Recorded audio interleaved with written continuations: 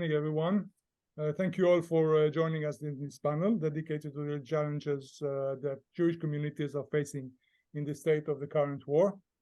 I'm Youval Rotman, a historian at the Department of Jewish History at Tel Aviv University and the academic director of the Koret Center for Jewish Civilization. 6 weeks ago, an unprecedented atrocious attack and massacre that Hamas inflicted on Israelis and non-Israelis has changed our reality. We have found ourselves in a nightmare, and this is not only the feeling and experience of Israelis.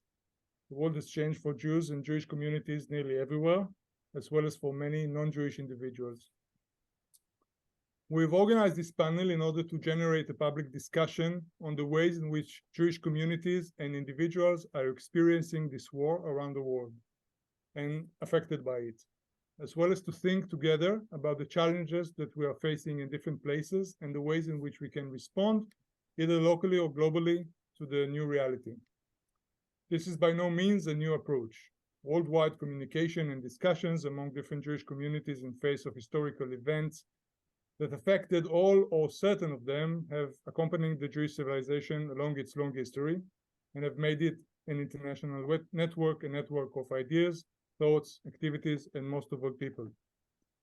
Yet it seems that the current state of war has imposed on us a new situation in which we need to rethink the link between Israel and the diaspora, anti-Semitism in the 21st century, anti-Semitism versus a legitimate criticism of Israeli politics, political left and right situation, which evokes us to think about the ways to process and remember current events, and about the question, where do we want to go from here?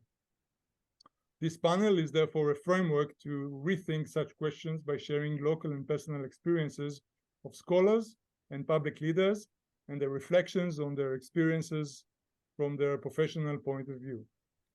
The panel is hosted by 4 academic institutes and centers of Tel Aviv University: the Irwin Cotler Institute for Democracy, Human Rights and Justice, the Koret Center for Jewish Civilization, the Goldstein-Goren Diaspora Research Center, and the Center for the Study of Contemporary European Jewry. Our 4 speakers of different background come from different parts of the world. I will introduce them briefly. Dr. Mia Spiro is a senior lecturer in modern Jewish culture and Holocaust studies in the School of Critical Studies at the University of Glasgow. Professor Arieh Dubnov is the Max Dickton Chair of Israel Studies in the Department of History at the George Washington University. Dr. Aleksandra Gliszczyńska-Grabias is an assistant professor at the Institute of Law Studies of the Polish Academy of Sciences. And Mr. Ronen Bahar is the head of the Jewish community of Oslo. Before I pass the floor to my colleague, Professor Uriya Shavit, for his opening remarks, I would like to say a few words about my own experience as an academic in regard to my subject of research, redeeming captives, a subject that has become relevant in a most horrendous way.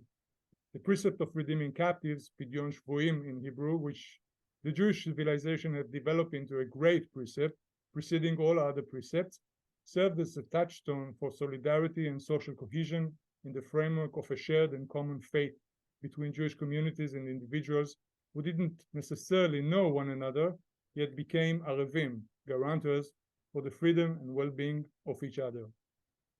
We find ourselves in an unprecedented situation where 236 persons, 40 of which are children and babies, were kidnapped and held as hostages by terrorists. 40 more are still missing persons. We pray for the immediate return of all.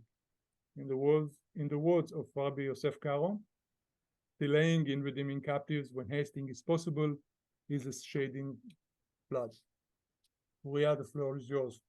Thank you, Youval. Good. So I should say these kind of things usually happen only when you discuss Israel as a startup nation. So that's a first. I'll be brief. I know I made good use of the time, and I noticed that we have people from at least 15 different countries who are joining us now. So thank you all for being here, and thank you, Youval, for organizing this event together with us. 3 general remarks about Jewish communities and and anti-Semitism and Jewish communities and the Koren crisis. A lot of the troubles we see in the world today are the result of addiction to easy solutions and easy money. The West got addicted to relatively cheap Russian gas and oil, and the result in part is the war in Ukraine. And the world got used, different institutions in the world, from football to the world of art, got used to Qatari and other oil money. And that is in part the reason why we have the war in Gaza now.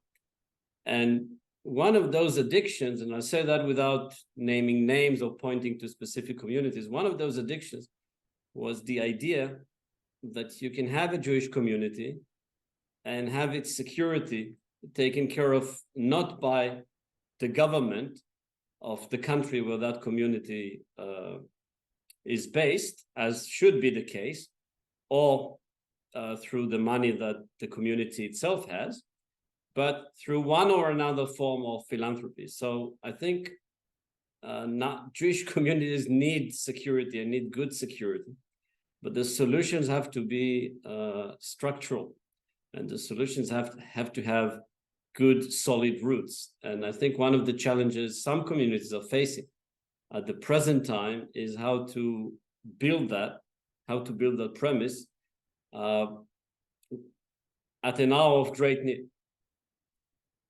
A second challenge is, I think, the temptation of introversion. There is now this sense of what Israelis call the entire world is against us. The whole world hates Jews. But that is not the case entirely. That is, in fact, not the case. There are many friends to the Jewish people, and there are many rivals. And I think perhaps the most dangerous thing that can happen is, at least I hear this a lot in Israel, I don't know if that applies to other countries, this understanding of Islam and Muslims as essential enemies of the Jewish people. I think that is not the case. I think there are ample examples for this not being the case. And I think before Jews, whether it's in Israel or in any other place, before they decide that almost 2 billion Muslims are all their enemies, they should think very carefully if that is indeed the case, because if it isn't, then you don't want to make them enemies, make all of them your enemies, your enemy without any justification. So in a way, I think one thing that the Koren crisis should actually encourage Jewish communities to do is to reach out to Muslim communities and to reach out to other communities in general, to open their synagogues, of course, with all security measures needed taken, but to open their communities, to build bridges, and not to essentialize other people, religions, communities, as much as the temptation and the anger are understandable. A final point, and this one is a bit tricky. There is another temptation that we need to be very careful about. Here is what it is.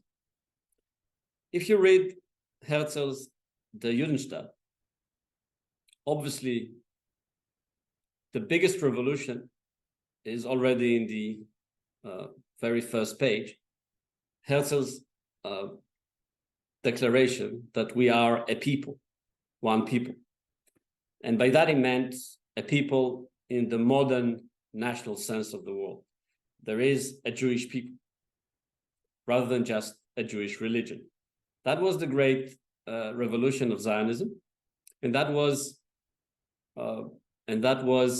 not just the great revolution of Zionism. That was the reason why so many Orthodox Jews and other Jews were and still are against Zionism. But if you read the Judenstaat carefully, then you see that Herzl never really quite defined what being a Jew as a form of nationality, being a Jew as a form of belonging to a nation, what that actually means. There are two answers, and they are in different locations in the book. One is that nothing unites the Jews but the faith, but the religion, which takes us back to square one. Being a Jew is being a member of a religious group, not of a national group. And then there is the other comment by Herzl, a passing comment, where he says, the anti-Semites force us to be Jewish. That is, what defines us as Jews are the anti-Semites. This is, of course, a terrible answer, because if what makes us Jewish and what makes us a nation is that there are people who hate us, then obviously we need those people who hate us to remain Jewish.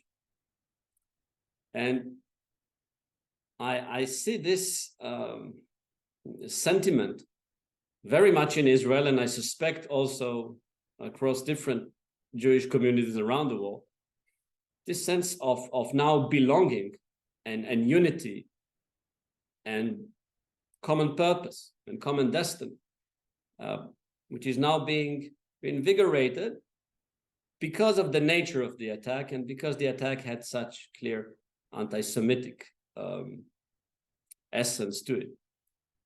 But this is dangerous, because if all that makes a Jewish community a community, if all that makes the Jews of Israel a nation is the fact that there are so many people out there who hate them, then obviously their identity is defined by their rivals.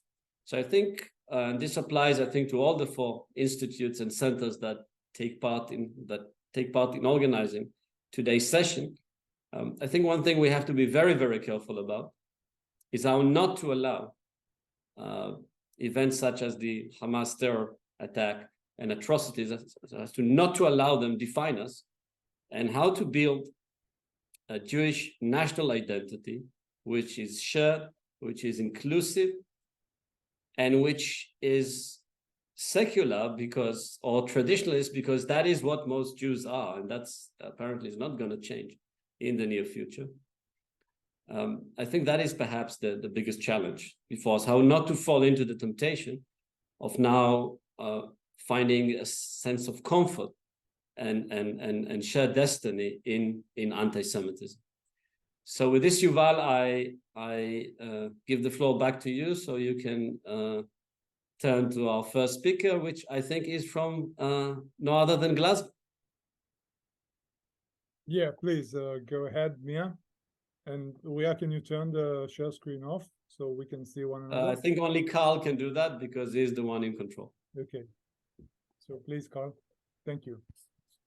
Okay, thank you very much. And I also want to thank you, Youval, and the different centers for inviting me. As you can tell from my accent, I'm not a native Glaswegian. I would be sounding very different. I'm originally from Montreal, and I see that there are a number of Montrealers here. I'm coming from a very different perspective than Uriya. I am a cultural studies person who looks at modern Jewish culture through literature, through film, through media. And most of my research has focused on the first half of the century, and especially on Jewish migration.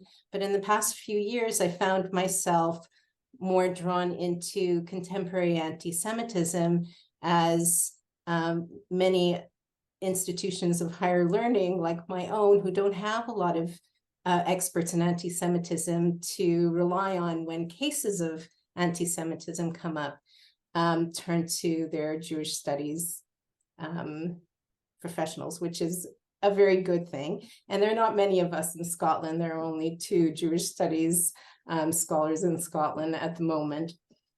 So I'm coming from a very personal perspective. That's probably a little bit uncommon among Jewish studies academics in the UK. And that is, I think, when we're looking at Jewish community, or the concept of Jewish community, we're talking about a number of different things. We're talking about those people who feel that they are Jewish community members. That means that they affiliate with those representatives of the community in where they live. Maybe it's through synagogue affiliation, maybe not, but they count themselves among what would be considered the community, whether it's the Board of Deputies, or in Scotland we have various councils of Jewish communities. And then there are Israelis in countries who don't necessarily affiliate with the community, but have their own Jewish identity that's built around sometimes their own communities, and Israelis in Scotland, Israelis in Ireland, WhatsApp groups, and so on, very often sending their children to activities or the Jewish schools. There are academics who are Jewish and very often don't affiliate with the Jewish communities because either for political reasons or because they're not native to the places that they live, or are very assimilated, or for whatever reason it is. And there are Jewish students. And the Jewish students may come from anywhere in the world and are studying in their places and are experiencing a different type of encounter with what's happening right now in Israel. And each of these branches, when we talk about Jewish communities, is experiencing what's happening in Israel in a little bit of a different way. Why I have such a unique position is because I fit at the nexus of all of these in many ways. I'm part of the Jewish community. I'm an academic in a College of Arts and Humanities, very liberal in terms of its studies.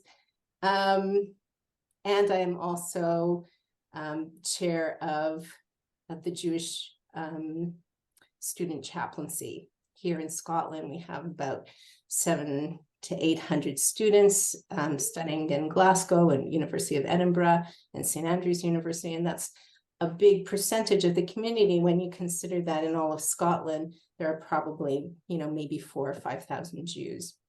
And this is a shrinking community, but we're also part of the UK, which, and people have family in all different cities in London and Manchester and around the UK. So Youval had sent us a few questions for us to consider when we were joining this discussion. And I'm going to address two of them in the best way that I can. One of the questions that Youval asked was, how does your local community experience the current situation, and what kind of tensions and problems has the war evoked?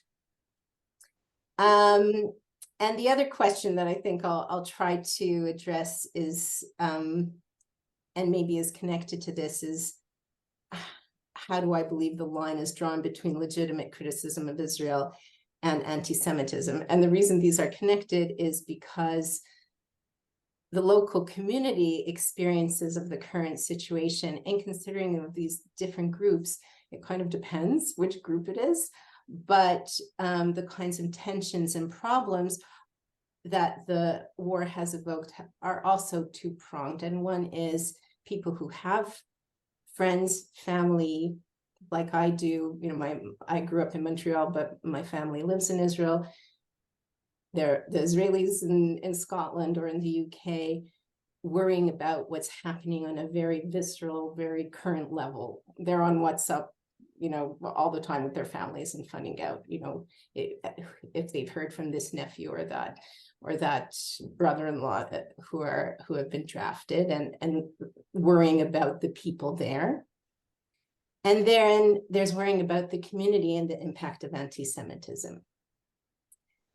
And I don't think we can, even talk theoretically about that right now. It is a state where people are in shock. The most common thing that you hear from when you'll ask whether it's an Israeli or a Jewish academic or somebody affiliated with the university or a Jewish student is that this feels unreal, that they feel like the experience that they are currently having is unprecedented. And in 2021, I gave a workshop at the University of Glasgow at the College of Arts. And it was for the deans of graduate studies, the chaplains, for people teaching, and the reason why 2021 was, a good time to be giving it was because at that time it had been the highest number of anti-Semitic incidents in the UK since reporting had begun. And that was, I don't know, I guess about 2,200 incidents, of which many had happened on campus. And my goal was to train people on how to recognize those incidents, how they could respond to them as anti-racist educators. And that was very important to me to be, and the colleague that I had, Ben Gidley from Birkbeck University, gave that workshop with me as anti-racist educators. How are we going to open up the discussion about anti-Semitism? When I looked at the statistics this morning, just out of curiosity, that was, a 510% rise from those numbers.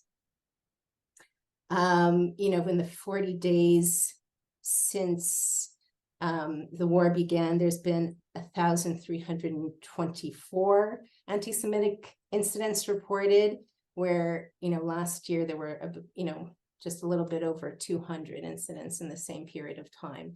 And this has people worried and scared and thinking about how safe they are. They're experiencing that not in a theoretical sense, maybe even in Scotland, where actually 730 of those incidents were in London and 26 were in all of Scotland. So the numbers aren't high, but what people are experiencing is a very high level of fear. And that is connected with a lot of demonstrations.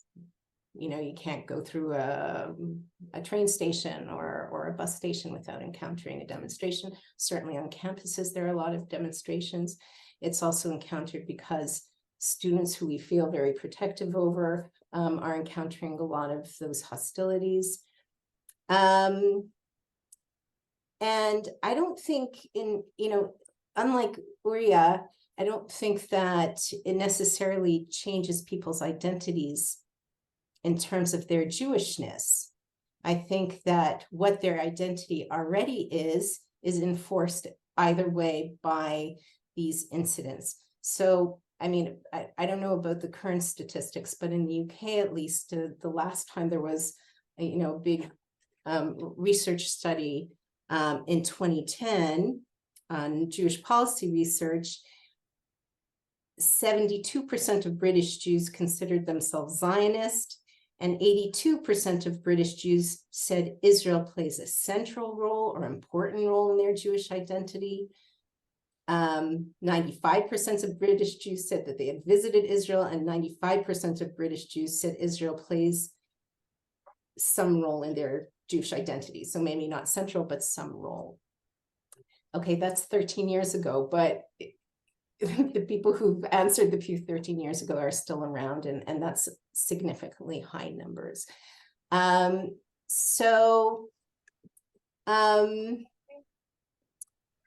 war has evoked these tensions. There are security guards, heightened security. People are afraid. They're not wearing Jewish symbols outside. They're afraid to go places. And in some ways, where that legitimate criticism of Israel and anti-Semitism, where that line is drawn, in some ways it's drawn by those statistics that are taken. These are not criticism of Israel that fall into these statistics.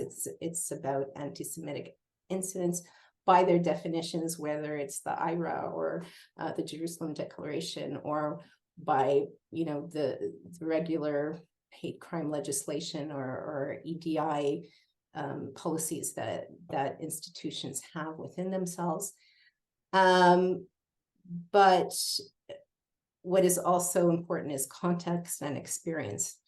And in my, from my point of view as an Israeli in Scotland, as a member of the Jewish community, as an academic in the university, and working with Jewish students, from all angles, this is a heightened time of anxiety and of fear, and people are hunkering down. So, when Uriya says, like, let's throw people together, it hasn't really worked very well right now. I don't think now is the time. Maybe eventually it is.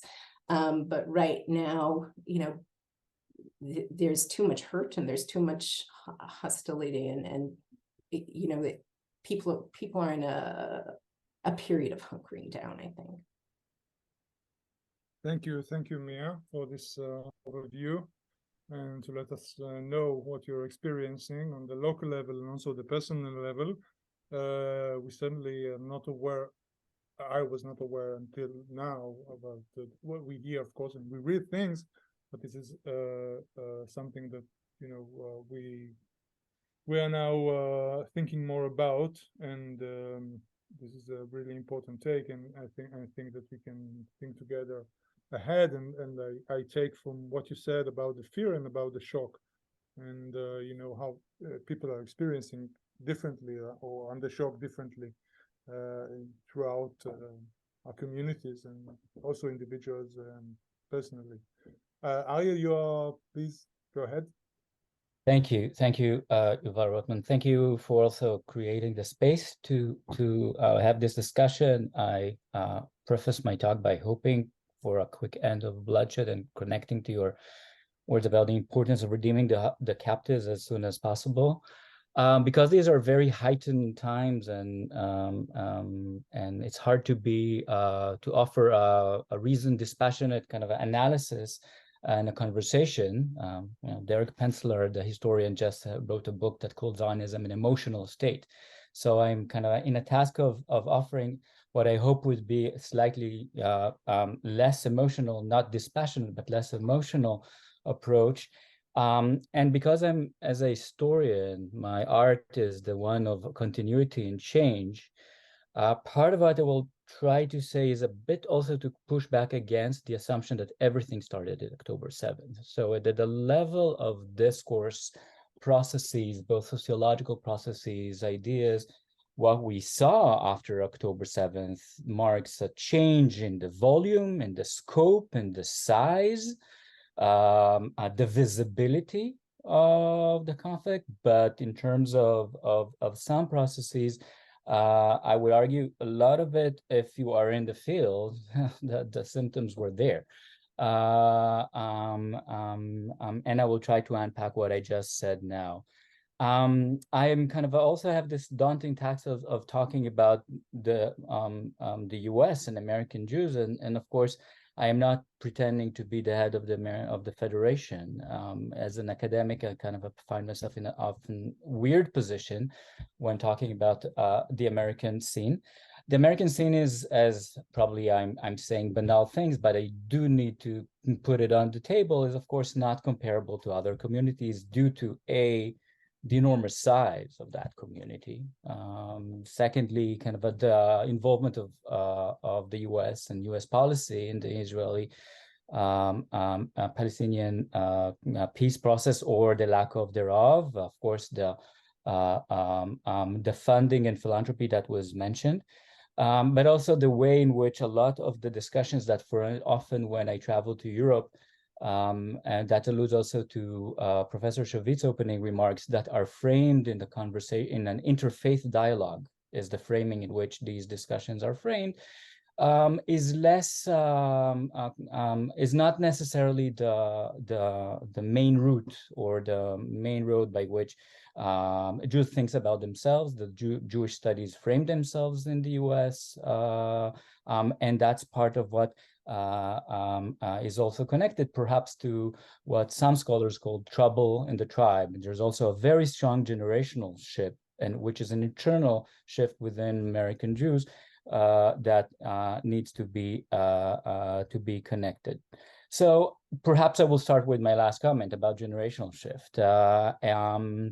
And this is clearly where a lot of the discussion today, especially in the popular media, tries to portray kind of the source of the problem in Gen Z and a very Manichaean way of looking at life. And I'm not here to either defend or not defend some sort of things that are described as a woke kind of approach to the Israeli-Palestinian conflict. But I would like to mention that some of those discussions kind of predate October 7th already in, decades ago. One could see these changes. I think it was about 2008 that Peter Beinart had a very famous, influential article at the New York Review of Books about the problem of the American Jewish establishment, in which basically he said many things about, but one of his key arguments was in the way that American Jews cannot continue educating the younger generation to uphold values of pluralism, democracy, rights, and then expect that all these things will be checked at the doorstep when you start talking about Israel. And if that's kind of and this creates a dissonance. One can definitely see this dissonance emerging, and before October 7th, a lot of the attention today is on what's going on American campuses. Here again, I need to kind of I hope put things in perspective. There's a media attention that is given to the most ugly and very disturbing elements. I might also add to the fact that it's perhaps not surprising that the most dramatic and ugly incidents are happening in Ivy League universities. So I'm always saying, every morning with my coffee, I'm saying, Baruch shelo asani ligat kisos. Thank you for not making me Ivy League.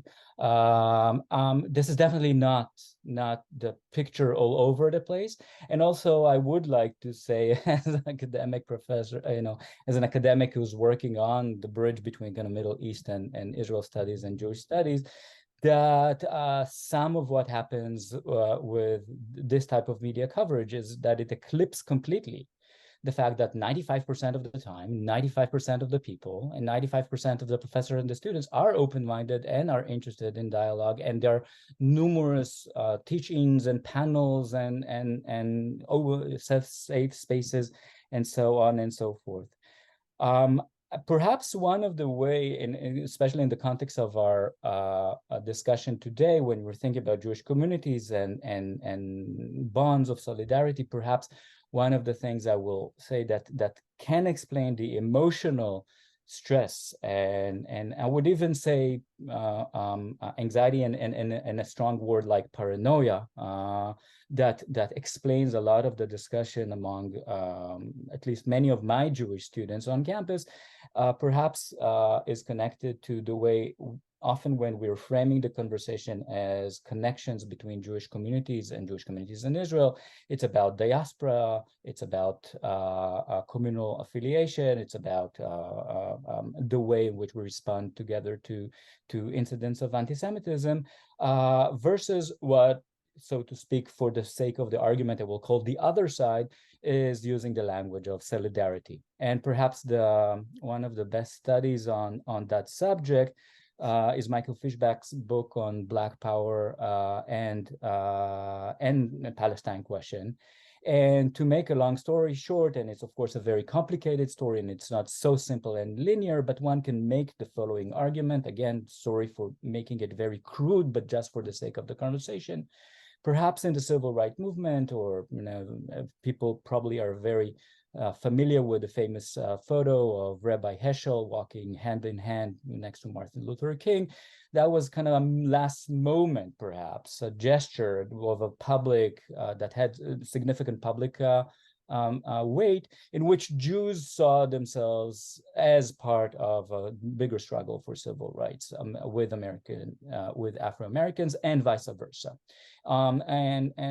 Fishback does a brilliant work in chronicling how kind of it became the language of solidarity is also connected to the way in which Jews are imagined as the whitening of the Jews, right? So way in which Jews are considered as white.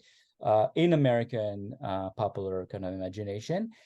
So part of what I would say that to explain why so many of students on American campuses are feeling isolated and alone, and they don't have a place to go to, it's not exactly that, take my campus. It's not as if we have only a handful of Palestinian students or a handful of Middle Eastern students, but it's because of the way in which it is seen that the Jew is already considered as the white oppressor, and that kind of is connected to the way in which language of diversity and equity often is seen by them as marking them as the privileged white that is part of the problem. And one would see at the level of the discourse, you could see that emerging way before the October 7th attacks. You could see this in debate surrounding the Black Lives Matter, about after the George Floyd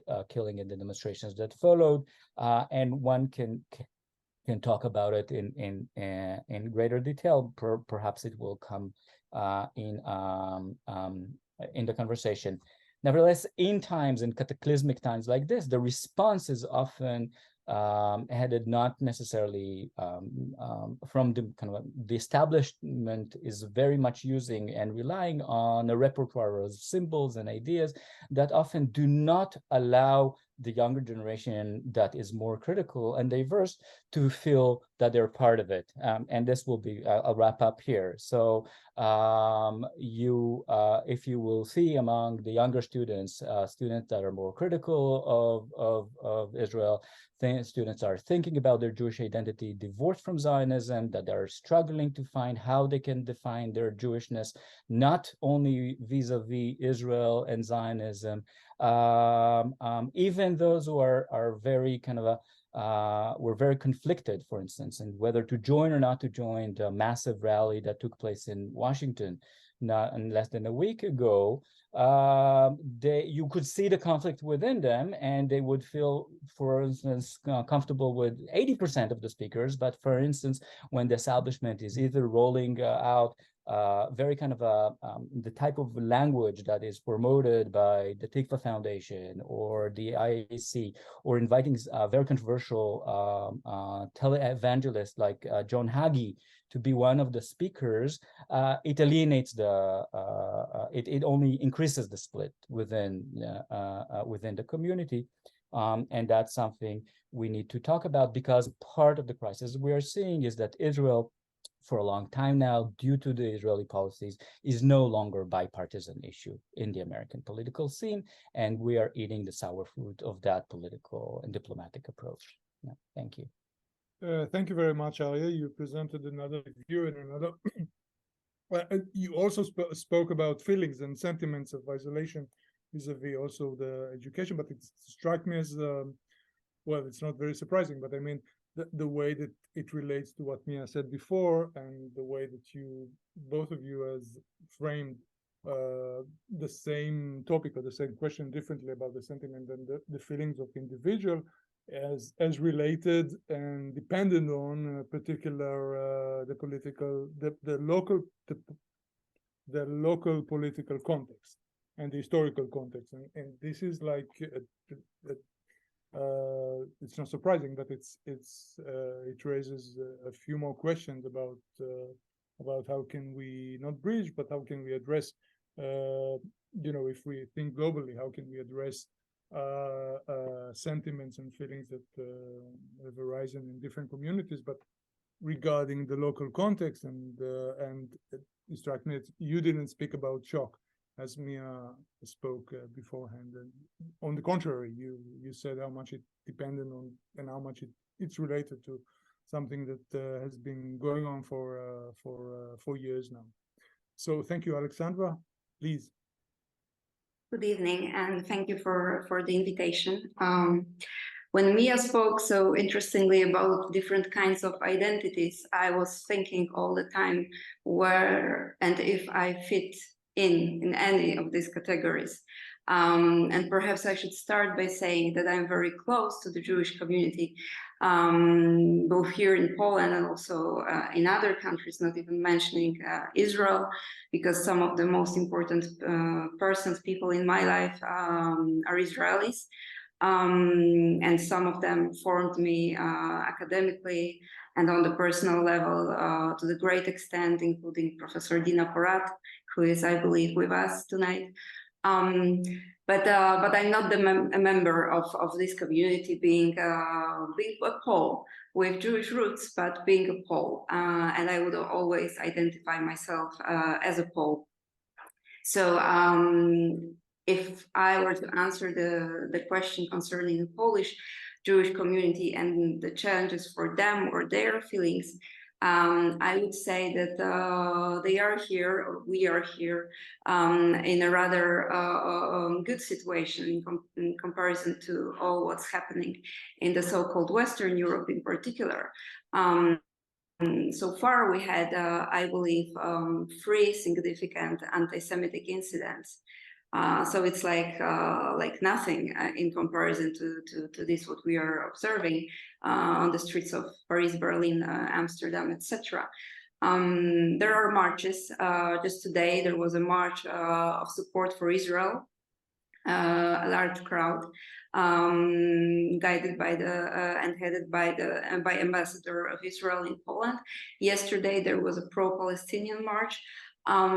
But with no, I would say, shocking or significant anti-Semitic incidents involved. The community here is the community of Polish Jews is rather small and integrated. But what I know from them is that they feel perhaps they are not physically endangered, but they experience fear. And they experience all these emotions coming also from observing what's going on internet, because we should not forget about the difference between this what's happening on the streets even and this what's happening on internet, which is I believe one of the biggest challenges when we talk about counteracting this unprecedented wave of anti-Semitism in its I would even say genocidal form that we are facing right now. So I believe that this is also potential. I mean, the situation in Central and Eastern states, countries like Poland, Czech Republic, Hungary to some extent, because here we are dealing with different kind of anti-Semitism, also very important to tackle, but not to be compared with the so-called Western anti-Semitism or this new type of anti-Semitism now being experienced to the extent unthinkable even some weeks ago. So I would claim this when it comes to Poland. And I would also say, as a legal scholar and a lawyer, practicing lawyer, that when it comes to this difference between anti-Semitism and legitimate, or rather the line between anti-Semitism and legitimate criticism of Israel, that is so easy to be crossed. When it comes to law and legal provisions and terms and case law of international courts and also domestic national courts, this line can be drawn, and IRA definition can serve as an example here.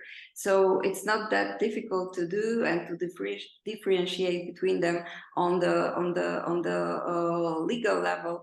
But of course, it's much more complicated in the, so to say, real life, and we should be very careful with limiting free speech. At the same time, also reacting to anti-Semitism whenever this line is being crossed, and I think that this is also one of the challenges for the legal community and law enforcement officers, etc., etc. So, but the challenges that I would name as the biggest ones, the first, the battle or the war over memory that we'll have to fight. For the last 15 years, I have been dealing not only both academically and as a lawyer with legal tools of fighting anti-Semitism, but also with legal governance over history and memory and Holocaust memory when it comes to Polish-Jewish relations in particular.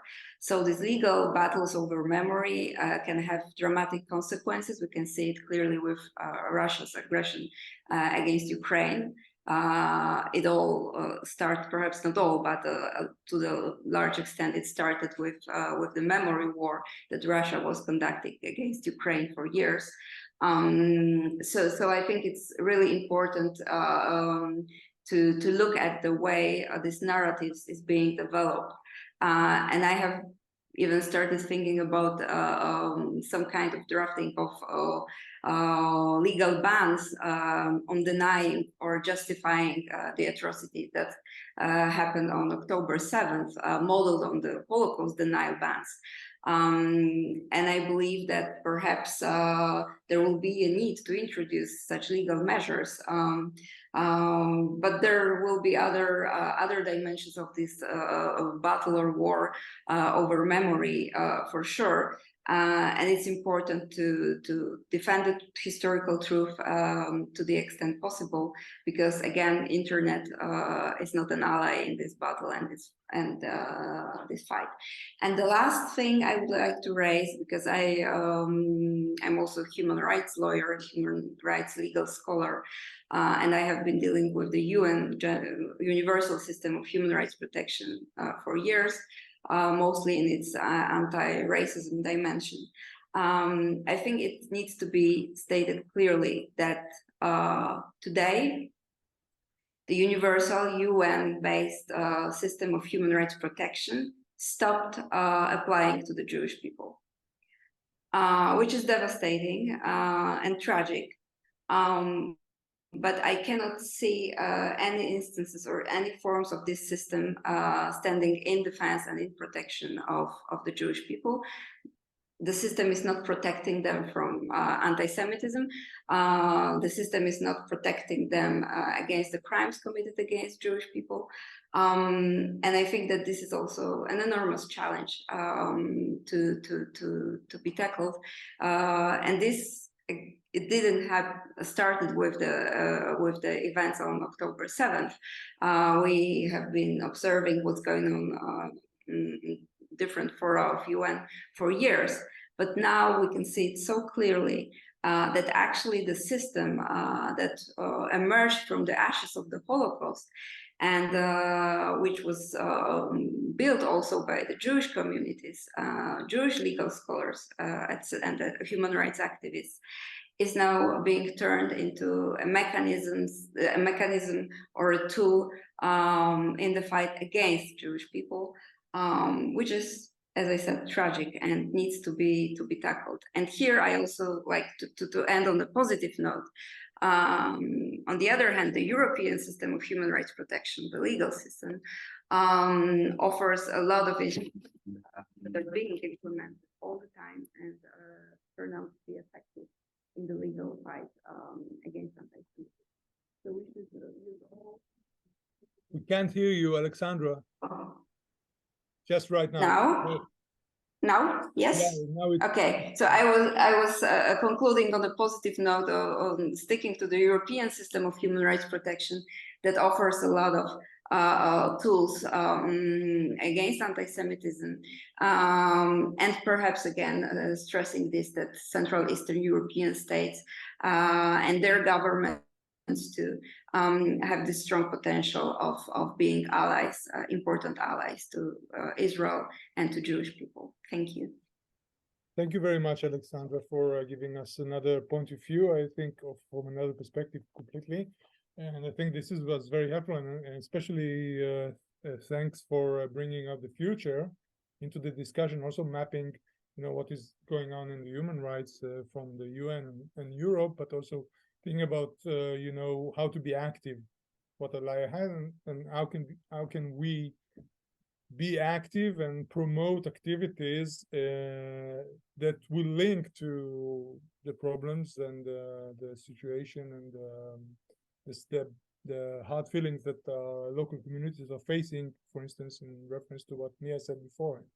So if we connect that bit, we can maybe think ahead and plan how to get out of the shock of some of us, and think how to remember, how to be active and be positive on the battle of memory, as you termed it. So thank you. Ronen, please. Thank you, Youval, and thank you for all the other. It was really fascinating to hear your perspective of the situation of the communities in the world, the Jewish community in the world. I will start with introducing myself. My name is Ronen, and I'm the head of the Jewish community in Norway, which sits in Oslo. I took in as the start point the question of Youval: how did the community face the situation in Israel right now? And to give you just a little bit background about our community, so you will understand both the problem, the challenges, and the way that we are dealing with the crisis today. I want to start with telling a little bit about the community, which is a member organization, as most communities are. And we have a board, and we have other institutes around the community. But in whole, our community have 760 members, so it's not a huge community. If you look at the numbers around Norway in general, we talk about 2,000 Jews. That's the ballpark with both our numbers and the embassy numbers. We're talking around this number of 2,000 Jews. We are located in Oslo, and we have also a community in Trondheim. We owns both the synagogue, the community house, the older house, and the kindergarten, and some more properties. And the 7th of October, as someone said, wasn't the start of all relationship we had with both anti-Semitism and critique of Israel, or what they call today the anti-Zionist movement. But it's sure did make things a little bit faster. If we talk a little bit about anti-Semitism in Norway before and now, then we have to start with the general feeling where you don't really feel the anti-Semitism when you have so little people and you have so little incidents, especially not from the official in Norway. But then we had two kinds of reports that the Holocaust Center in Oslo did in 2012 and 2020. And both of them shows a little bit a problematic of hidden anti-Semitism.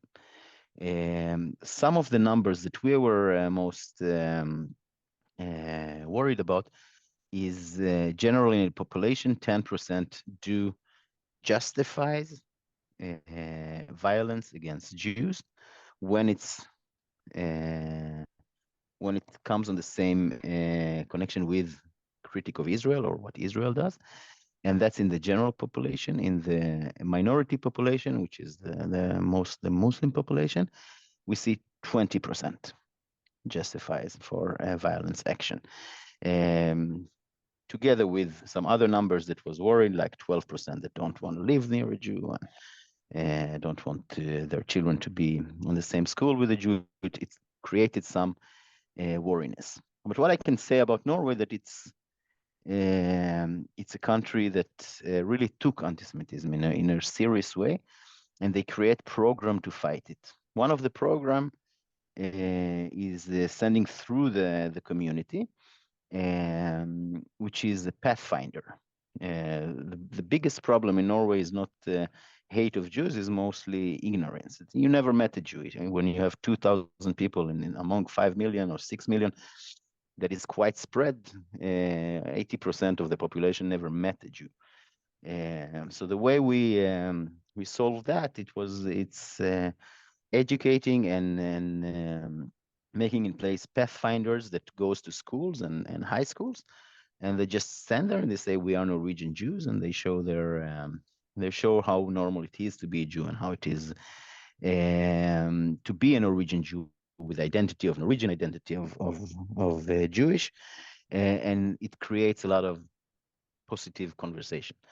Not in these days in mixed classes, but usually it makes good and positive vibes around the Pathfinders. So the government took responsibility both for the fighting the anti-Semitism, or what they call it. This is not the duty of the Jewish people to fight anti-Semitism. It's the duty of the society to fight it, and it's really nice to see. And they also took responsibility for the security, Uriya, that you mentioned it before. The security of the community is totally founded by the government with our people and with our training system, but it's funded by the government after some accident we had. So the anti-Semitism is in there. We see it in the report. It goes a little bit down in the from 2012 to 2020 in the general population, but it goes up in the minority population, and especially when it comes to conspiracy theory beliefs. More than 40% of the minority people do believe in some conspiracy theories, threads like controlling the media, controlling the banks, controlling all that. And what we see mostly in terms of anti-Semitism is the terms of anti-Zionism. So it's really okay to stand and say horrible things about Israel as long as you don't say all the Jews. And it's really okay. It's really normative, you can say, to sit in a television program and say, I'm not an anti-Semite, I'm an anti-Zionist, and the definition which is the one that we really lack in the Jewish world is what is the Zionism, because we had some people that is very extremist in our community. We are very for dialogue. We are meeting all the other minorities. Our biggest criticism is sitting with us in meeting here just to see if we can find a common ground. And when they say we are anti-Zionistic and we are a community that defines ourselves as a Zionist community, then we start to talk about the term, what is a Zionist? And from our side, of course, it's the right for the Jewish people for a national home in the land of Israel. And for the other side, it's in a cost of other people, or all these terms that comes, which I don't think any or a major part of the Zionists have in mind when they're defining themselves as Zionists. So this is something that we really lack, a total understandable clarifying of the definition Zionist. And then we come to the war in Israel, the major challenges that we had. We can start with the immediate challenges. It happened on Shabbat, it happened on a holiday. We didn't have, we defined ourselves as Zionist and Orthodox, so we didn't have I got all I'm not a very religious person, but I got all the news right on time, but I couldn't go out to the media to say what we feel and what how do we experience that. It was a period of time of 36 hours where in this vacuum without a Jewish or Israeli voice in the media, the Palestinian voice came. And it took the terror attack to going out of jail, going out of Gaza, fight for freedom, and all these kind of terms, which did an effect on the Norwegian people, which right now we are in a situation where the Norwegian people don't really understand what happened on the 7th of October. They don't understand it's a game-changing incident that Israel cannot negotiate with the other side controlling Gaza on these days, and we see it in the immediate reaction from both sides. It took us 36 hours to come out, and of course our reaction was that this is a terrible terror attack, but we don't have any fight with all the Palestinian people or all the Muslim people for this part. It's just with Hamas. While the authorities' immediate reaction was, let's take care of both sides. Let's talk to the Israel, to the Jewish people, and then shows our sorrow, and then let's find us a Muslim community. I see it's 1 minute. Let's find us a Muslim community to go and comfort them. Something that created some buzz with us. We see increasing in violent actions that we didn't have before, like tearing out mezuzah, trying to come in homes to the people, tearing some tires in some baby carts and all that. And our biggest challenge on the long term is that we are very few. We are 2,000 people. The other side have 360,000 people. So the masses is totally different. We are trying to run after both activities and changing and fixing things in the media, but it's overwhelming. It's too much. And good notes for the future. We don't give up. We are in dialogue with all kind of groups, and we try to come out of this situation.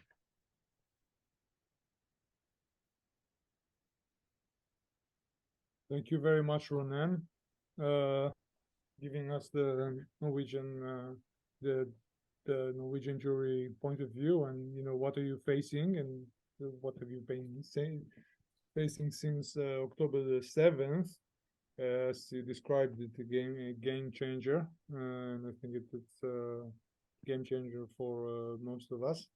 And yeah, I just want to thank you on my behalf, and we'll pass on the microphone to Uriya, who will sum up, please.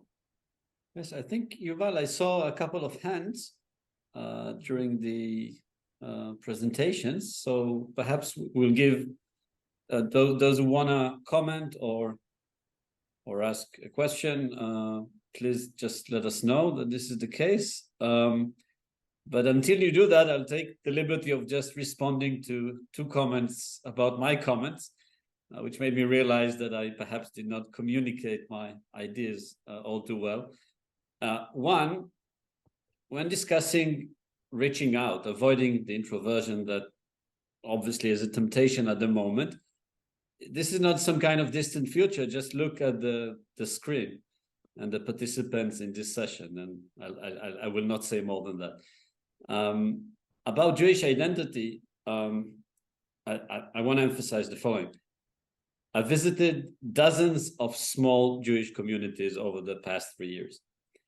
And as is the case in Israel, it is very clear what is the identity of the Orthodox members of the community, what brings them together. I'm not always certain what it is that makes those who are not religious Jews a community, what defines their Jewish identity. And I think we are facing the same issue here in Israel. And I think the biggest challenge of our generation is to come up with a deeply rooted, structured, but also realistic one that corresponds with the actual life of modern Jews, secular and traditionalist modern Jews. Because without that, we really will not be able to sustain those identities. And just a final note, because this colonialism discourse was mentioned quite a number of times, it will be useful if people in Western academia realize that the problem that Hamas has is not with colonialism. It does not have a problem with colonialism if it's Muslim colonialism. And this, I think, is a very, very important context that is sometimes lost. So now, who would like to comment or speak? Ariella, I think I saw you before raising your hand. Is that still? You need to unmute yourself.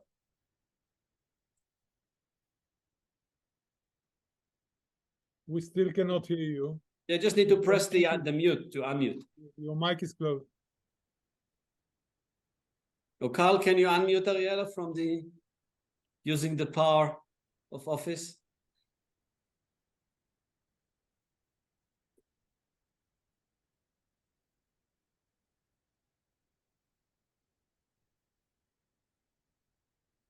I think she disappeared. 1 second.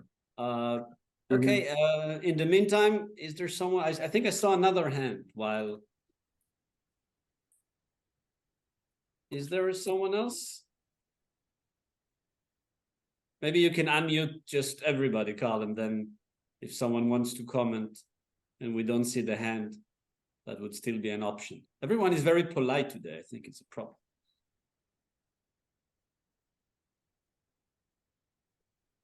Ariella, we lost her? Yeah, probably yes. Yeah. No. Okay, I'm trying to reconnect. Okay. No, we hear I you. was We hear you trying- and we see you. I'll just introduce Okay, you, I'm trying Ariella, to because reconnect. Ariella, I don't know Okay. if everyone knows you, so I'll introduce you. Ariella is the president of the Friends of Tau Canada, and she's also the actual visionary of the Cotler Institute. So I think this is the first time you meet some of the fellows online because of the situation. That's So true. the floor is yours. Regretfully, I wish I was with you. Frankly, I would have felt much safer being in Israel today than being in Montreal. And this is a very funny comment to say when there is a war raging in Israel. In addition to being the president of Tel Aviv University, I'm also very involved and been and are very involved with the student life on campuses in Canada. Just wanted to share with you, not from an academic point of view, but from the very, very ground situation on campuses in Montreal. I think it was Arieh that said that the whole thing did not start on October the 7th, and I cannot agree more. I think that we've seen in Montreal in particular, post-Durban, an increase and then some sort of a decrease and then a rising again. So campuses in Montreal have not been safe for Jewish students for a while now. What we're seeing now at Concordia University, for instance, we had horrific attacks on Jewish students, very disturbing demonstrations, very upsetting attacks on Jewish kids in both McGill and Concordia. But worse than that, we've been seeing petitions of thousands of doctors, hundreds of academics, university professors of law, lawyers, signing petitions calling Israel a genocidal, apartheid, all the beautiful slogans that we've been hearing on campuses so far. The Jewish community of Montreal does not feel safe in general terms. I don't want to talk a little bit about my personal and my husband's personal state, which is right now under whatever kind of protection coverage because of personal threats to our own lives. But life in Montreal for Jews right now is really not pleasant. There were attacks on schools, there were bombing at synagogues, and the situation does not look nice. I can only add to that the political structure is not adding to the feeling of safety for the Jewish community of Canada. I'm assuming that all of you followed some of the comments of the Prime Minister of Canada, which regretfully did not stand up and did not express any outrage of October the 7th, but felt outrage about the fake bombing of the back of the parking lot of the hospital in Gaza, and then expressed himself in the last 3 days in most unbelievable way, basically threatening Israel to stop killing men, women, children, and babies. So this is the atmosphere in Canada. I think that I cannot add more than that. Academics, lawyers, doctors, Jewish, that are daring to stand up to the petitions that they're non-Jewish and many, many Jewish signing against Israel right now are facing charges, legal charges, etc. It's not a pleasant time, and the community has to step up and do something about it. This is what I can contribute, sadly. to the picture that you've all portrayed. Thank you, Arieh. I don't see hands. We have some actually very formidable scholars with us, which is not the case in every workshop. So I will regret if none of them wants to add a contribution. I don't want to embarrass anyone, especially now that I said formidable scholars. Please. Raise the hand. Oh, I didn't see. So please. Okay. Hi, my name is Sheva Mandel. I'm the Vice President of Friends of Tel Aviv University in Zurich, in Switzerland. And I would like to share a few what we have here in Switzerland, how the situation is. And I must say it's more from the positive side. Maybe I'm looking at it from the positive side, but what I see is the politicians and the presses, the media, what they changed is to see what a disaster Hamas made in Israel. They see it, they feel it, and there is almost no press release without saying what happened first in south of Israel. What Hamas did to the Jewish people, killing them from a very brutal way. And they say it again and again when they want to say, well, but also the other side, the Gaza Palestinians, and. And also from the politicians, we have here in Zurich, especially, one police, head of the police for the whole canton Zurich, who really looks for the good and the protection of the Jews. And that makes us feel a little bit more secure. He doesn't stop saying that we need protection, and he not only says it, but he also does it. From the other side, we have a lot of Muslim people going on the streets, shouting and really putting stickers everywhere, and with the banners or from till the sea, and we want to have the Jews out. And they actually in Switzerland try to pursue such people and pursue such talks. So altogether, we feel a little bit more secure, but we see also all the other side. We have a lot of protesters. We make buggy demonstrations in Calm. We make the Shabbat table demonstration in Calm. And we do a lot, and also from our community, I'm very strongly in there.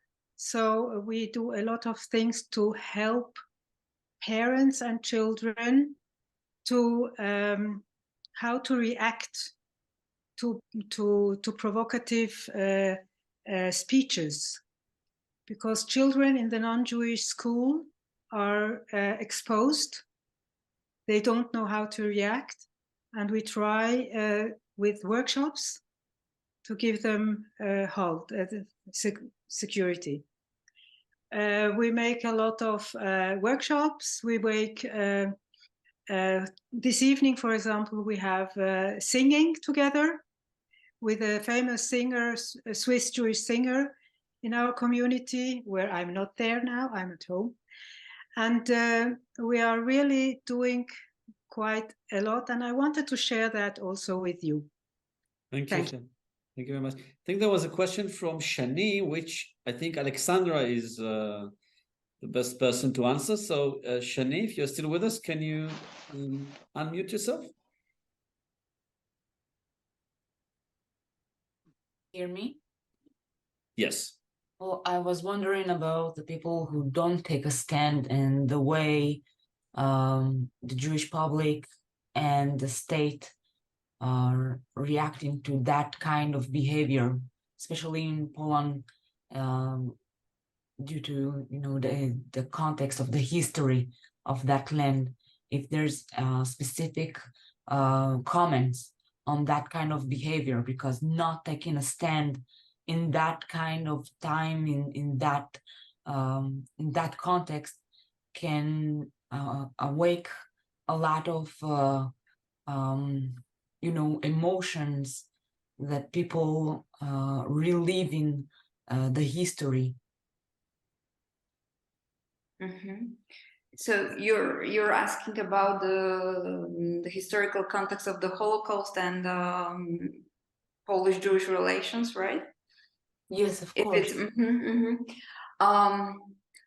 Well, I would answer by saying that I'm wearing my Magen David on my coat proudly on the streets of Warsaw. And I'm being confronted only with, so far, positive reactions. A lot of my Polish friends are wearing Magen David as well, just a sign of support for Israel and for me, which is extremely heartwarming feeling. And I don't believe, honestly, that the Polish people are in particular obliged to take a stand. I think we are all obliged to do so, all around the world. Polish people have their own, of course, issues to be dealt with, and all these discussions we have had for the last decades concerning Polish involvement in crimes committed against the Jews during the war, before the war, after the war, the pogroms, etc. This is still an open question, and I think that the Poles in general haven't dealt with this properly. And we had a government for the last 8 years that was only adding fuel to this fire, including by this famous or infamous Holocaust law. But I believe that this is now the obligation of everyone to take a position, take a stand. But I would still consider Poland and Poles as behaving relatively well towards this what's happening, and being more supportive towards Israel. I sense it, I feel it this way.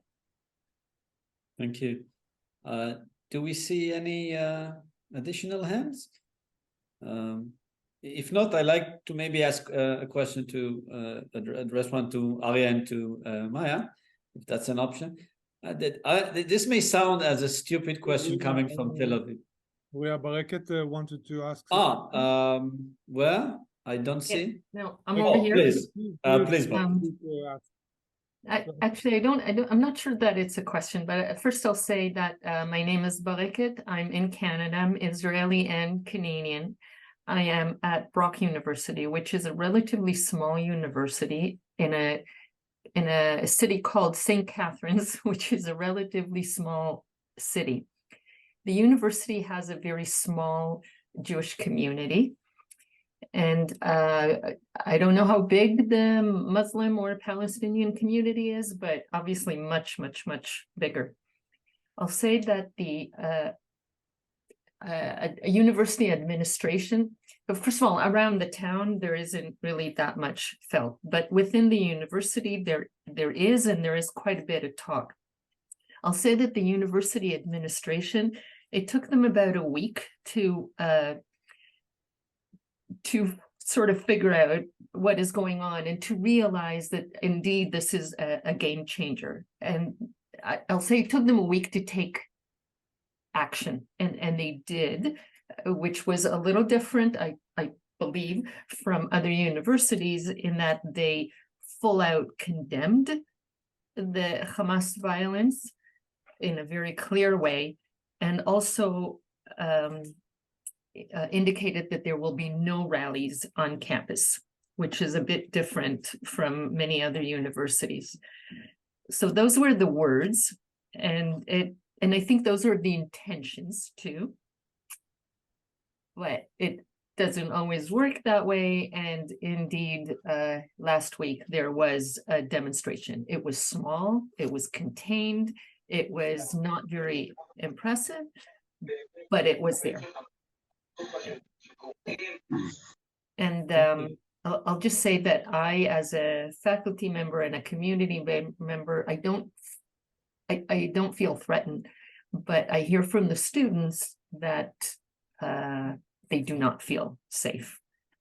And the university, despite, I believe, good intentions, are not really helping much. And I believe that the reason for that is really ignorance, because I do believe they have good intentions. They just don't recognize anti-Semitism when it's in front of them. They just don't recognize it. And there have been several cases like that.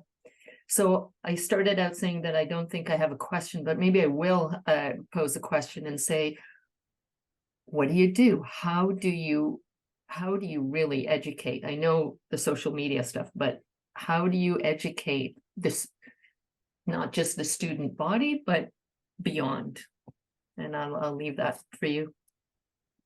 So, maybe Maya, you can address this one, and then I'll still have a chance to address the one I wanted to address to Arieh.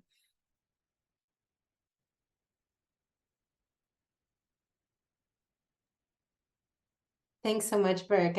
It's interesting to hear, a different approach from universities, in terms of, we heard from a few of the speakers, both political stances that universities are taking, and some of the very practical kinds of reactions that they're having to students, whether it's ignoring, coming too late with a comment, not allowing demonstrations. We've had those conversations in Scotland in terms of discussions with I guess chancellors or heads of the university institutions. What can we do about these situations has come up. I don't think there is not goodwill from some of the heads of institutions, but really more of a question of how to protect free speech and still not have environments where Jewish students are intimidated or feel that they're being put into situations that make them vulnerable. There's and that's ongoing, and I think that's very much a live topic and a live discussion and a live debate. So I don't know if you had another question, maybe that if that answers. But I see that Shai from Montreal has one. So yeah. But Shai, but you need to unmute yourself.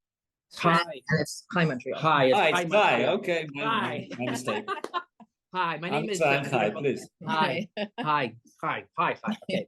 My name is Peter Villani. I'm a lawyer in Montreal. First of all, I'd like to thank Arieh Cotler and my former law professor, Irwin Cotler, for everything they're doing in raising the awareness and speaking out. Thank you so much.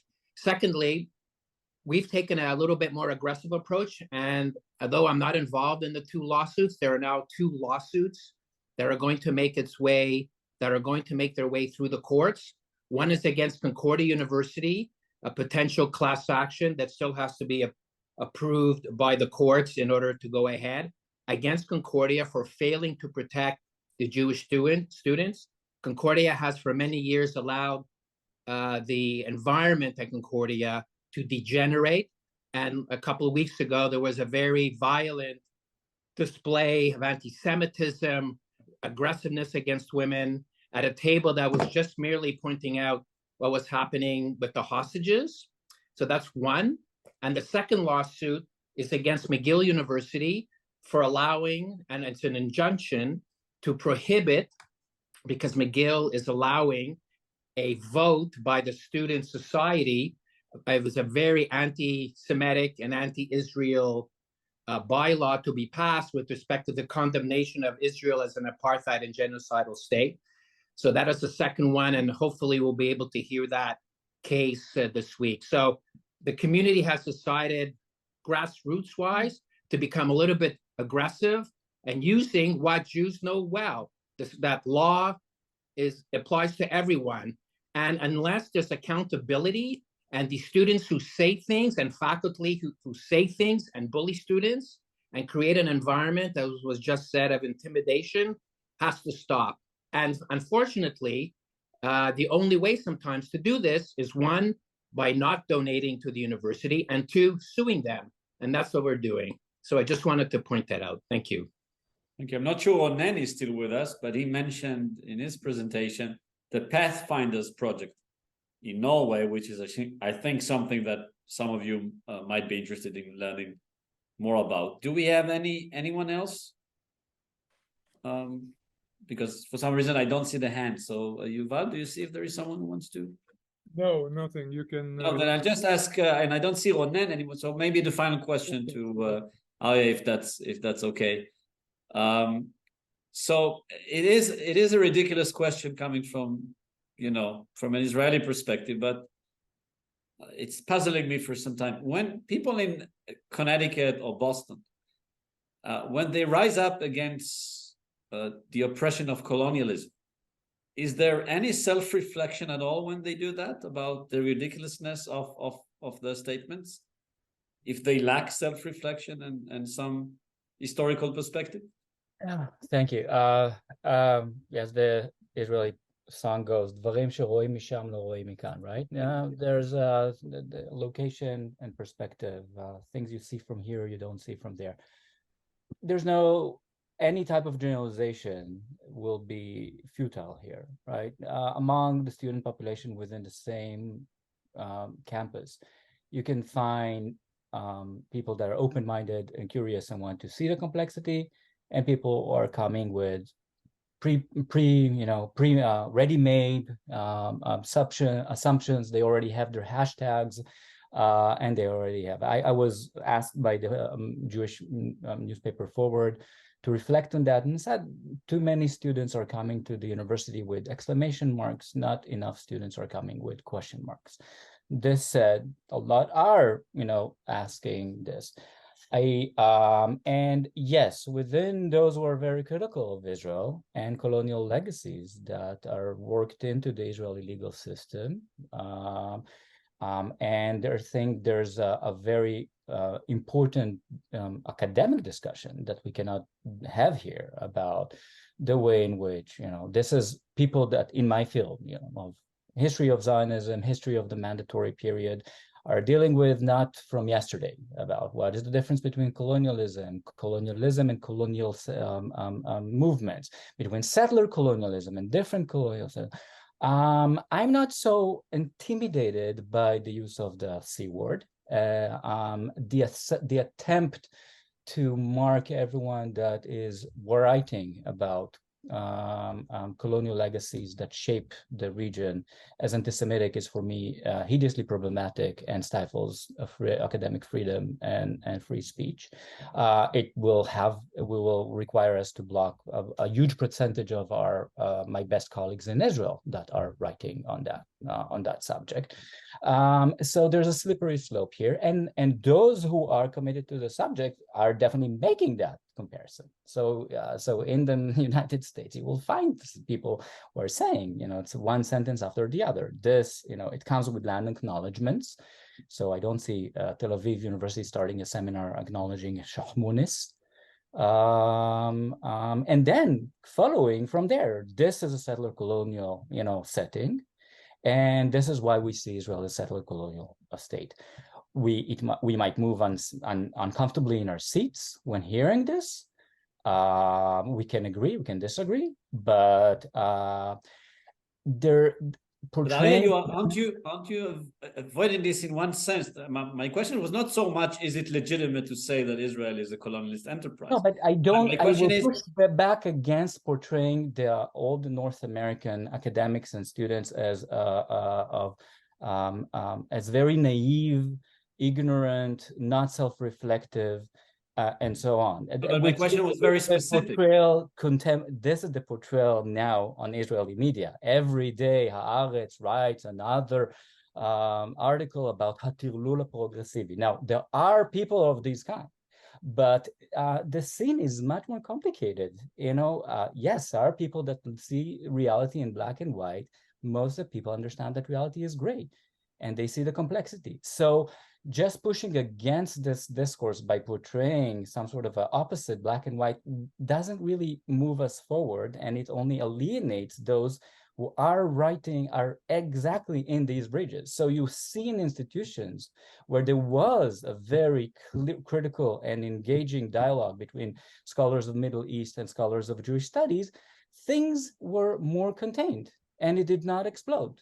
And in places where Jewish studies and Middle Eastern studies were always clashing, guess what? The dialogue was much more ugly after October 7th. But my nuance was rather different. I didn't say it is not legitimate for an intellectual to say that Israel is the colonialist enterprise, regardless of what I think personally. I said, is there any self-reflection of how awkward it is to be against Israel based on the assumption that it is a colonialist enterprise, while being based and profiting from being based in Boston or in Connecticut?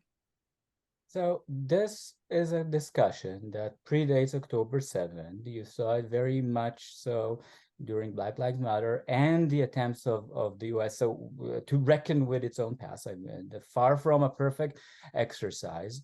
I have to bring the message home. There are very good reasons to be very critical of Israel for the last 50 years.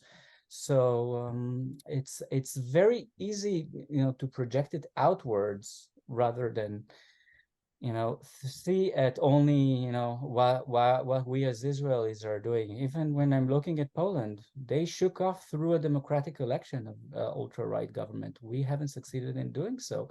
So a lot of people are very concerned for good reasons. But that is very Jewish, answering my question with a question. Like but I think a good note to end with is what you said, that the importance of coming to university with question marks rather than with exclamation marks. So Youval, you want to maybe wrap up? Yeah, everything? I just wanted to jump on your discussion between the two of you and say that, because you brought out the thing that the reality is gray, it's not black and white, and we should educate people to see the gray shades, many of those. And I think that one of the problems, as I see it, I'm working on a completely different period in time, is like that the shades of gray do not really agree with clear-cut identities. And I think that when you need to identify yourself you are used to do it in black and white, and that brings us back to what you said, Uriya, in the first place, how we should not fall into this trap of like identifying ourselves, like quoting from the quote that you brought from Herzl, that you not seeing ourselves as, or not, giving our rival the option to define ourselves. So, and this is actually the challenge, the big challenge, and trying to build up an identity or identities out of this grayness. So yes, I don't know if that makes sense or not, but this is something that I just thought that just thought about right now. And Youval, may we just thank, before we really conclude, maybe we just thank, I guess, also Professor Ronnie Stauber because I think it's his institute, and Dr. Karl Juncker for organizing the event. And I think you have one thank you in your, so I leave that to you. Yeah. So thank you also for Michal and Moran for organizing it on the Koret Center side of the question, and thank you for Scott for being with us the entire evening, and for your great advices. Thank you, Ronnie, and thank all of you, Mia, Arieh, Ronen, and Aleksandra. Thank you very much for being here with us, and maybe we can think about the future together as some kind of just a beginning note. Well, let's hope that the captives will return as soon as possible, all safe and sound. Let's hope they return victorious. Yeah. Right. Thank you, Carl. Thank you very much. Thank you. Good evening. Bye. Thank you.